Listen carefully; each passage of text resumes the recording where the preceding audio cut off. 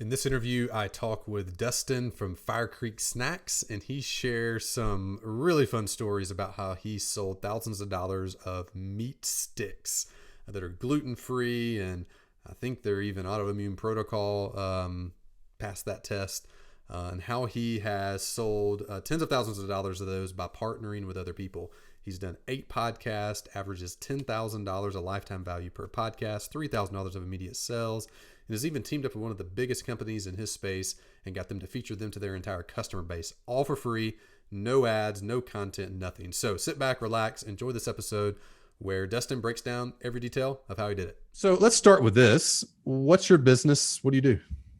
Yeah, so Fire Creek Snacks, I'm a partner in the business, basically handle all the sales and marketing. So we're a better for you protein snack company, I guess is the easiest way to say it. So in the category, I mean, when I'm talking about a snack stick, Yeah. it's basically a high-end craft version of what most people think of when they think of a Slim Jim. And so we're healthier, no artificial ingredients, gluten-free. So really check a lot of the health boxes that people desire, but also taste awesome.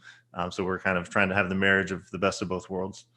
This is a super random follow-up question to that, but are you familiar with autoimmune protocol eating? Yes. Is Yes. it safe for that? For part, I wouldn't say it's that we can't guarantee like no GMOs and a few of the things that they're desirous of, but Yeah. almost everyone, yeah. But Yeah. we wouldn't make pure health claims to that extent. The tricky part with autoimmune, and the reason I ask, my wife found out later last year that she had autoimmune disorder. So we started like this week on a hardcore autoimmune protocol diet. So I'm looking for like anything that is Very top easy of to mind. make. Yeah.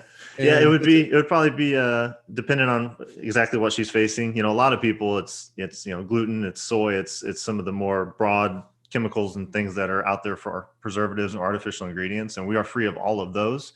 But I'm always really careful when people have a really specific health need that you probably check with your doctor and compare our ingredient list to what her needs are. yeah. The tricky thing with autoimmune is the seasonings.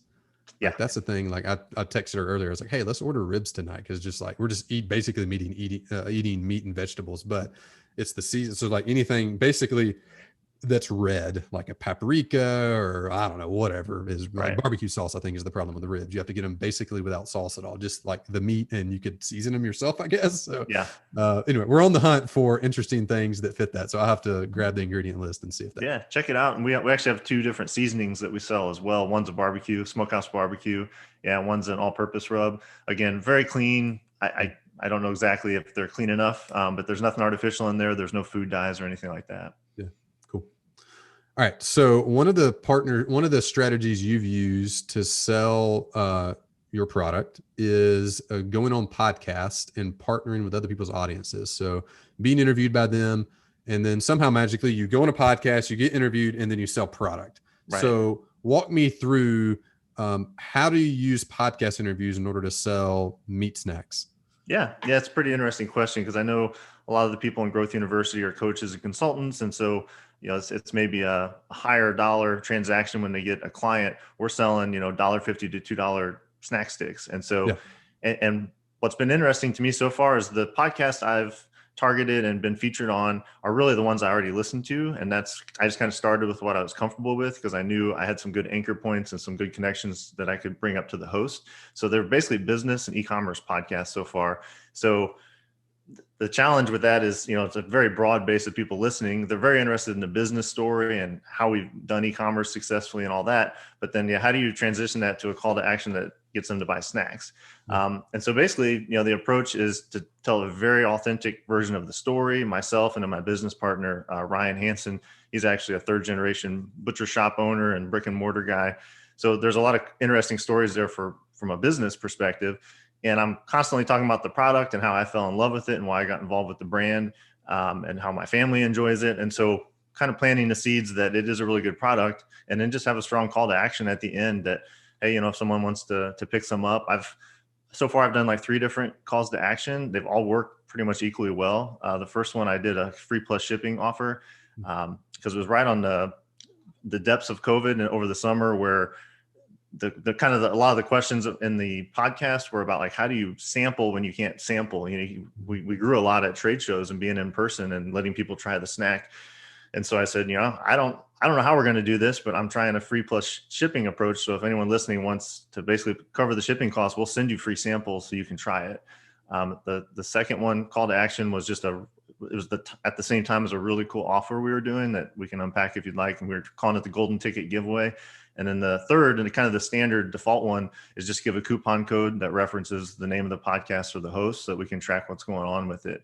So yeah, I've been pleasantly surprised by how well we've been able to sell snack sticks to audiences so far that aren't really interested in food. It's the podcast isn't about food or a particular autoimmune disorder or eating style. So where I want to evolve this is to really start, get on a podcast and tell my family story with gluten intolerance and be talking to people who are like gluten-free moms, because they love our snacks, or keto dieters, and actually get on podcasts that have that audience. So far, I haven't done that, but it still worked really well just talking to general business audiences. It's really interesting just starting. I mean, it makes a ton of sense, but starting with people you're already comfortable with because you know their language, you know their audience, you kind of know their vibe and everything, versus somebody maybe that has a better fit audience, but you don't know and you're having to kind of like research them and whatnot. So I got a bunch of follow-up questions for you. Let's start with this. Let's go high level. Do you know roughly or specifically how much revenue you've generated from doing podcast interviews and offering your product on the podcast interview to date? Yeah. So specific to podcasts, I've really only had 3 go live so far. I think I've recorded 2 more and I've got 4 more yeses. So I'm so far batting 1,000 as far as pitches and getting on with cold pitches, because I haven't known any of these hosts personally.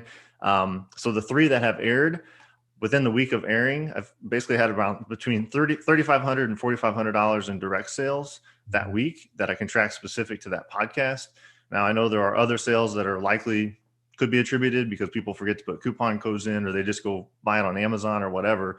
But the interesting thing about our product is we're all about residual income and recurring sales. So people taste it and most of the people really like it. So we get a lot of repeat sales, we get subscriptions. So I know that our lifetime value for an average customer is about $95. So that $4,000, let's say in first week sales, is really worth about $10,000 total.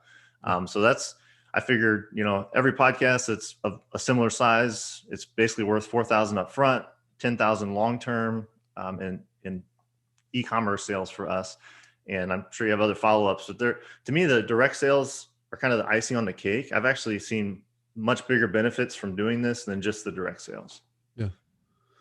That's fascinating. So 3 podcasts executed, roughly $3,000 to $4,000 in sales immediately from it, and about $10,000 of lifetime value each podcast. So about $30K lifetime value, about $9,000 to $12,000 up front from 3 podcast interviews.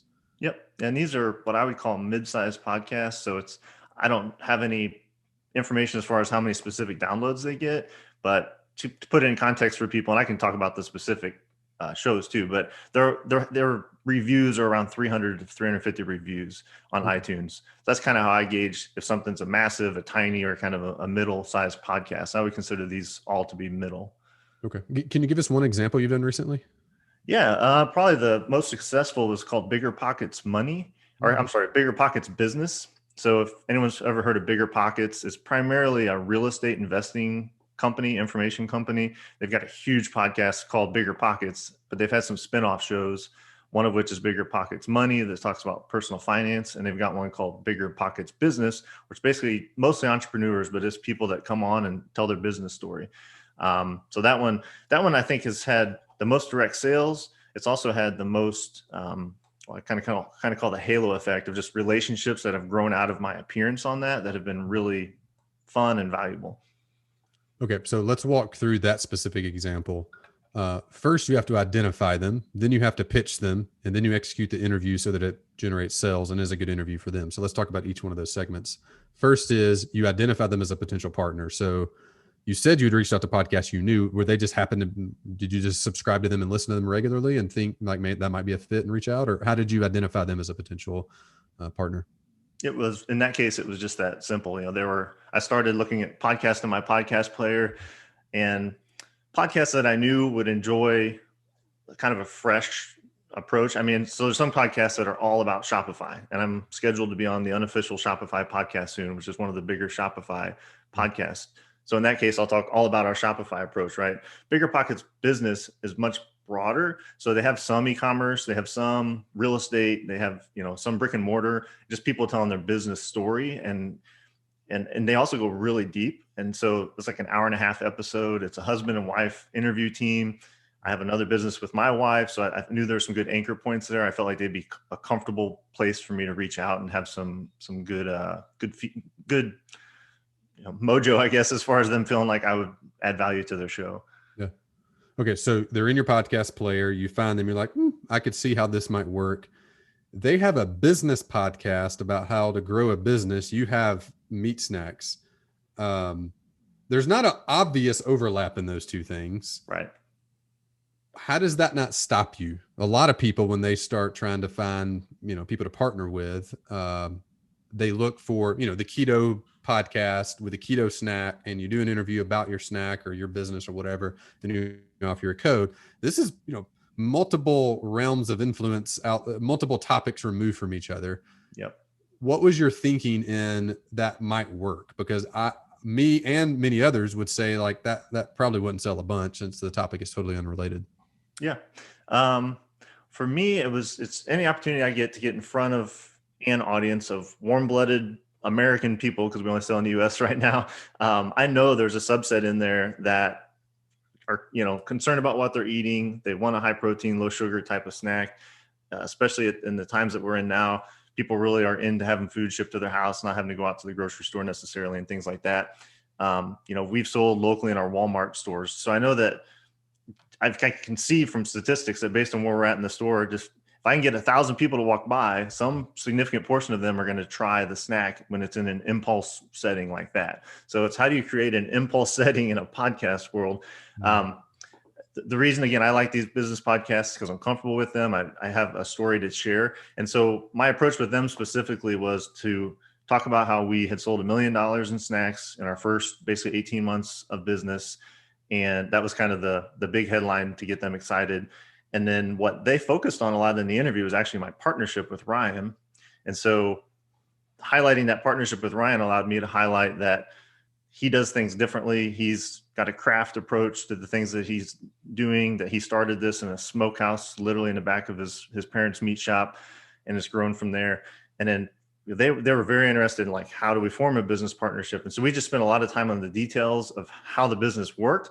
But again, throughout the whole show, I'm saying Fire Creek Snacks. I'm saying Fire Creek Snacks. I'm saying these are different. They're real hickory smoke, and we had to make a big differentiation in the market to be able to have a place, because there's a lot of people selling meat snacks online.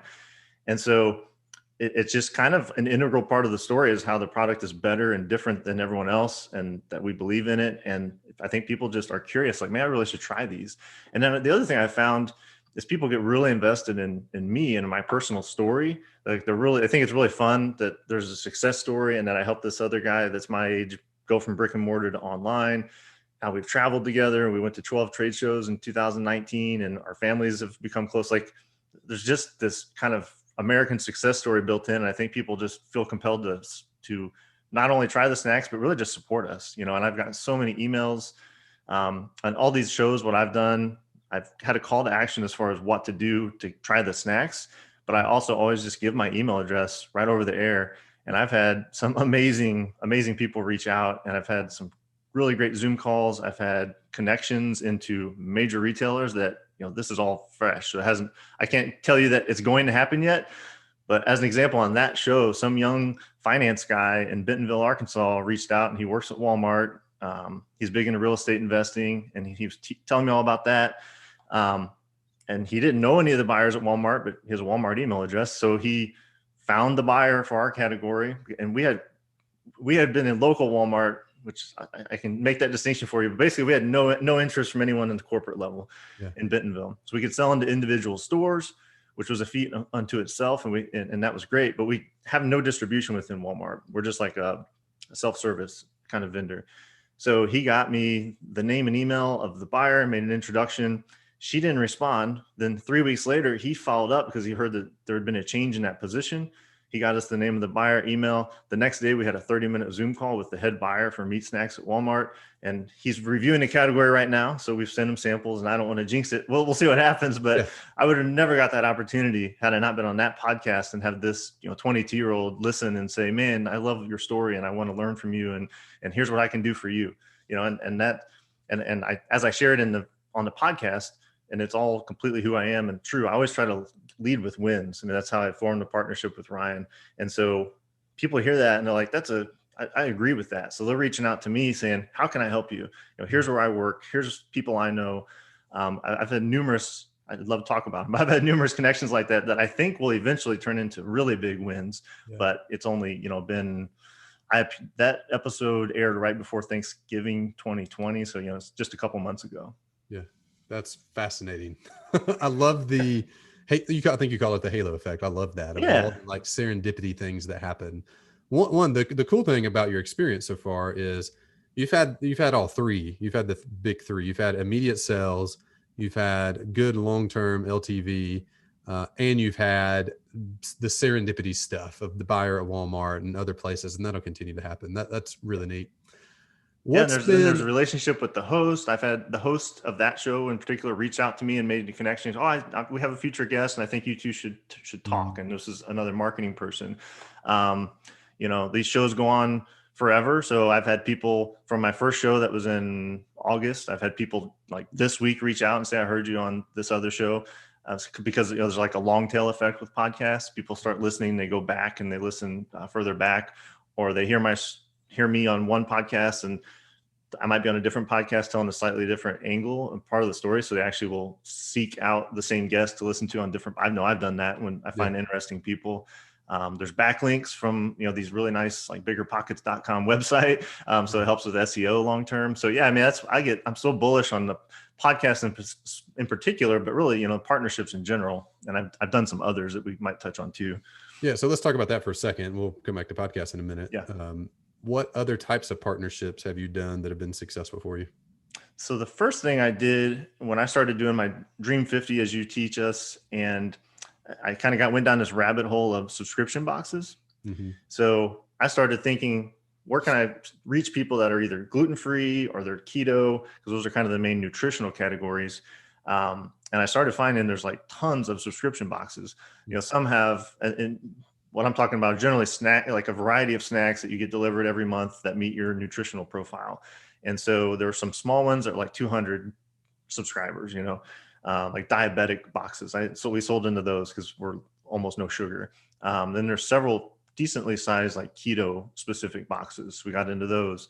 And then we actually ended up getting featured in Snack Nation, which is the largest, I think it's probably the largest nutritional or food subscription box in the world, or in the United States at least. And so they're now called Cairoo, Caroo. They rebranded. I don't know why, but Snack Nation is kind of what everyone knows them as. Yeah. And so they're interesting because they're like a corporate snack box. So it'd be like Facebook buys all their employees a monthly allowance of snacks. It was in the office typically, but again, all this was post-COVID, so everyone was working from home. So they're actually, now these big companies are buying these better for you snack boxes and sending them to their employees' homes to kind of help fuel their workday. Mm-hmm. And Snack Nation was a big win for us because there's a lot of, you're a real player if you're into Snack Nation. Like, it's bigger brands that are in there. And that was kind of another guerrilla marketing effort to get partnered with them that I'm happy to share if you want to hear it. Yeah, so what was the result of that sales wise? And then give us the short version of how you did it. Yeah, so that one's very hard to track because they don't have any coupon codes or anything like that. So I don't have a direct sales result. But what I will say is that there's a secondary benefit that came from it. Real quickly, how I got in was basically LinkedIn, finding the buyer, sending him snacks unsolicited, following up until he finally sampled the snack. And then he literally wrote me an email and said, I've been buying meat snacks basically, my whole career. This is one of the best ones I've ever had, like the teriyaki in particular. So then he took it to his team and they allowed us in basically, and we could kind of choose the quantity we wanted to be in. Their model is a donation model. So basically you get the exposure, you get all this consumer feedback in exchange for being in the box. And I thought that was fine. That was a reasonable investment for us. I don't know how many sales it resulted in, because those people that came and bought just came and bought off our website or Amazon. And I don't know, they're anonymous to me. But what's really nice is he came back to us and said, we'd like to feature you again. And I said, I'm glad you reached back out, because my real interest is to be on your podcast, which is called Brand Builder. It's the biggest consumer packaged good podcast. It's one of my favorites. They do really deep dives into these companies and the products. And so it has not aired yet. It should air sometime in the next few weeks. But I was actually able to have Ryan join me. I'm usually doing these by myself, but I was having Ryan join me, and we were able to tell our full brand story, every nitty ditty detail about packaging and product and trade shows and all the sales that we've had. So I think it's going to be an awesome asset for our company, because it's just like our full story in kind of all its glory. But it's also, I think, going to open up the biggest halo effect, I hope, because the people that listen to that show are investors, other CPG brands, distributors, retailers, buyers. So there will be some consumer directness there, but I think there's going to be a really cool kind of wholesale or larger scale effect when that airs. What was the call to action on that podcast? You said you had 3 different offers: the free plus shipping, the coupon, and I missed the second. What was the second one?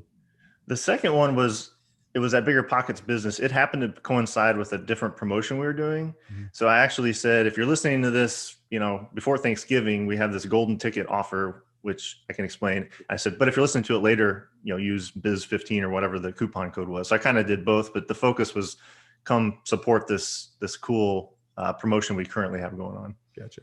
So current promotion, but a backup in case that one's over by the time they listen to it. Yeah, because I knew. Which one did you use on the consumer packaged goods podcast? That was just a coupon code, but that has not aired yet, so I don't know what the sales will be on that one. And you said they all 3 work about the same? No, they have so far for me. Yeah. The first one I did, that free plus shipping, it was really, we literally never used it yet. I wanted to try it. And that was on the Side Hustle show, Side Hustle Nation with Nick Loper. And so the audience there were side hustlers. I knew that they would have an interest in kind of being part of the funnel. Like, they knew they were in the funnel, but they still wanted to try it and experience it. And it seemed to work really well. We got a lot of initial sample sales, but also immediate upsells where people bought bigger packages that were profitable for us. Yeah. One of the interesting things, even though these audiences are seemingly unrelated, I mean, your audience is people that like snacks, healthy snacks. Mm-hmm. Those people are everywhere. That's like humans. Exactly. That I joke that's, as a marketing guy, I've been in a lot of niches and stuff in the past, and it makes the marketing a lot easier. The hard part about marketing Fire Creek Snacks is that it can appeal to anyone. Yeah. So, I would assume when I get on these keto podcasts that they might convert even better, or gluten-free moms, again, that sort of demographic. But I got into this business thinking I was selling to hunting and fishing and hiking dudes, and it turns out that probably 60-70% of our consumers are women. They're moms, and they're feeding them to their kids, and it's just, it's a very broad appealing snack. So it's like everything's a target, which can be frustrating. It makes it hard to focus. So, yeah, and finding those verticals that really work. Like, if you found, like, all right, business people, like entrepreneurs, like that just works well. So let's find every entrepreneur blog, podcast, webinar, Instagram account. Let's like fully go deep in that one, and be looking for other ones that pop, like maybe stay-at-home moms or house managers or whatever that are buying them for kids. It's like 2 completely different verticals, but you probably have dozens of them that are possible. And the tricky part's focusing on a handful and executing them really well. Yep. Have you noticed a really detailed in the weeds question? You mentioned the number of views. Let's take the Bigger Pockets business podcast. They have 300 or so reviews, you said. Mm-hmm. How many units did you sell trackable from that episode? I'm curious about the units sold to review ratio, and if that could be a general rule of thumb, maybe by price point, but of what people can think if they match that up well, of a best case scenario, perhaps. Yeah, I would say I would ballpark it that we probably had 100 customers. Okay. From that one. Now, those 100 customers were mostly buying that was a $99 bundle that we were offering at the time. It was going into the holidays. Our average order value is typically like $45. Mm-hmm. So they were buying a higher dollar amount. And again, there were people that just did the coupon code and bought at a lower amount. But if you made me pick a number of how many new customers we got within the first week, I would say it's around 100. So maybe there's one customer for every 3 reviews.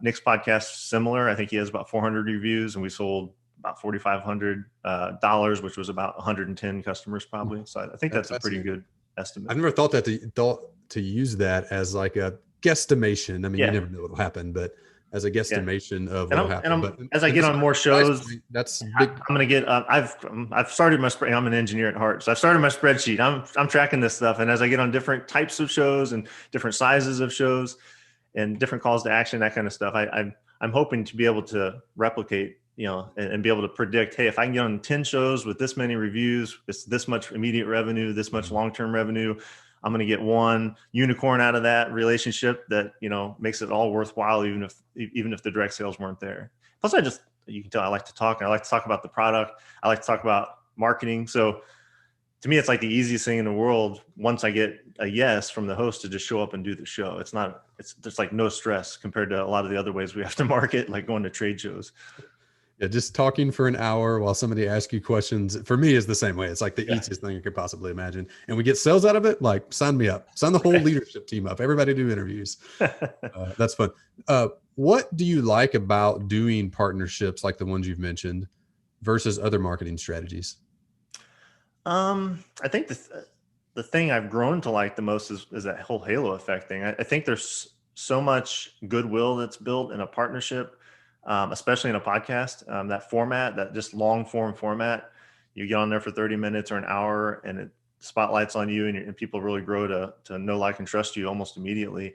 So I think that's been the most powerful. I mean, we've done paid ads, and we've done some content and things like that, and it's okay. It's a really slow burn, and it's expensive. I think I like partnerships because so far they've basically all been free, and there's this potential for really outsized gains. Like, if I could predictably get $4,000 a show in direct sales, that's definitely worth it. But then if I can get a buyer at a major national, retailer that either hears it or is introduced to it, there's the potential to have a really big win with all this goodwill that's being built by having all these appearances.